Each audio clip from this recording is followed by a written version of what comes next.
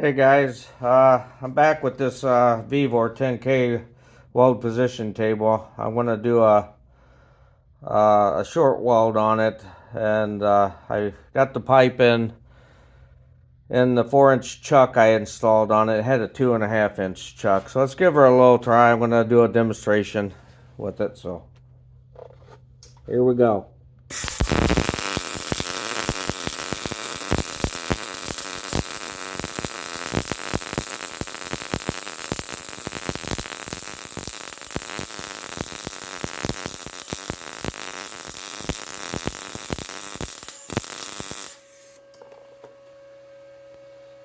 Yeah, not too bad.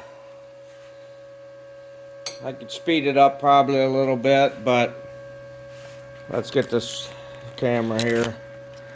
It ain't too awful bad. I know the weld's not the greatest, but it's only my second time using it, so hope this helps, and thanks guys.